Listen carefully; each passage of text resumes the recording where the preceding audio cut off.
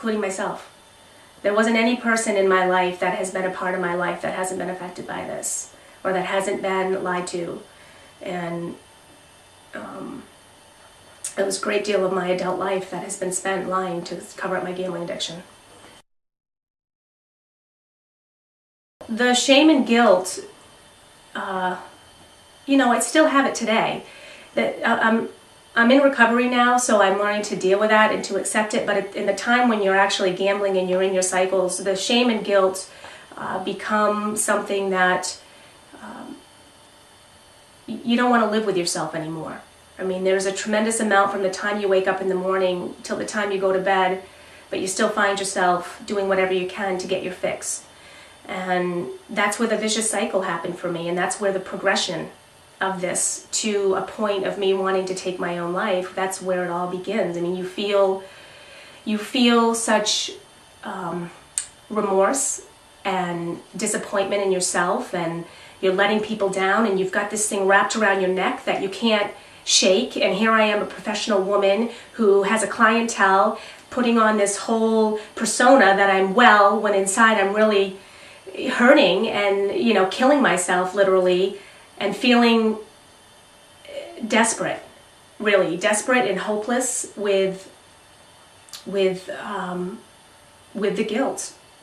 And the only way that you know how to shake the guilt is to go back to doing the very thing that's causing it, which for me was to gamble. And that's where the cycle for me really started to spiral.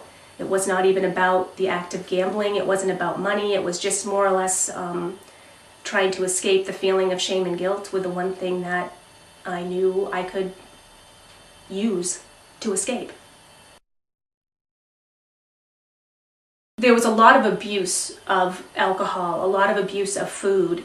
There was abuse with the people that I was with that complemented my gambling.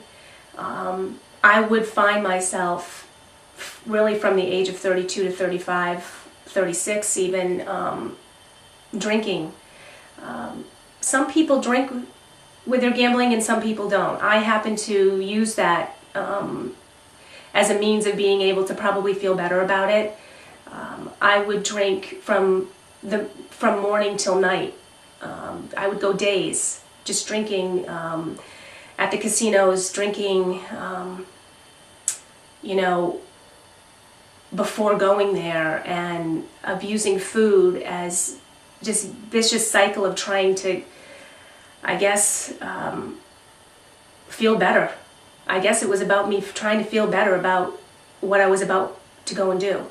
It's messed up, you know, it's just a messed up thing, but the truth is that there was a tremendous amount of abuse, self-destruction, my need to just want to kick my ass, and treat myself really poorly, and do everything that I possibly could to just neglect myself because I felt so bad about myself. And that's where that went.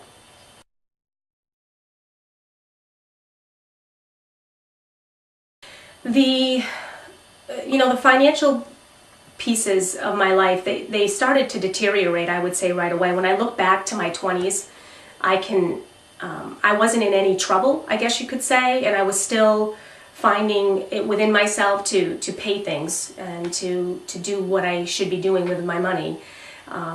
It didn't last long, and I just constantly found myself digging out of holes, not paying my bills, not caring about paying my bills. It got to a point where I really felt that I would die from this addiction, and I didn't care.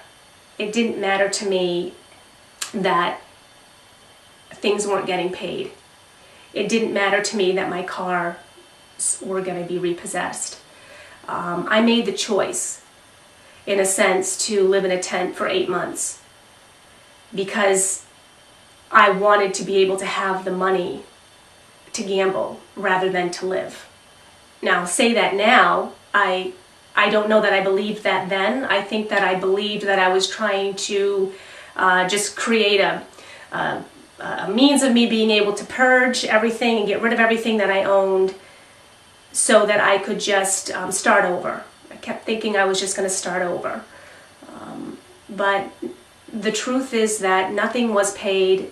Tremendous amount of debt started piling up. I did have repossessions. I did lose my home, and I made choices. I made choices financially to keep my relationship going with gambling.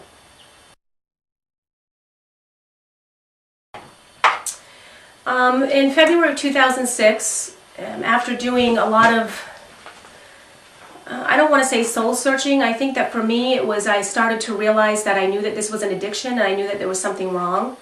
And I made the decision to expose it deeper to my family. I held my own intervention in Maine with probably 14 of my family members to let them know how bad things had gotten and what I was dealing with.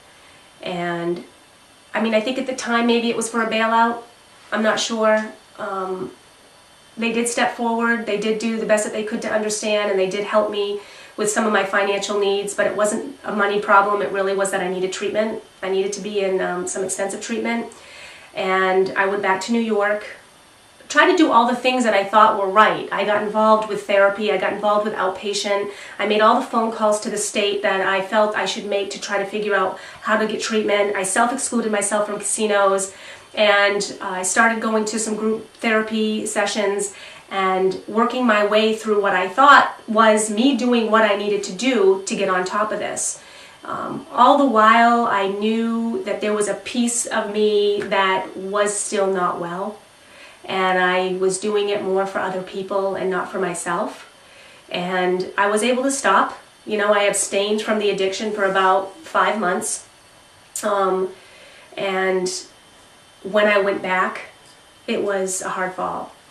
And it was a spiral that lasted over a year. And I had contacted a residential rehab program out of Baltimore, Maryland several times, and just couldn't pull the funds together. I had lost all the confidence in my family and my friends and really wasn't talking much about it. People thought that I was okay when I was still gambling. The lying got worse, the stealing got worse, the mental and emotional pain that I was dealing with was getting worse. And I sunk deep to a point where I almost took my own life because of it before I was able to go to rehab. I think the hardest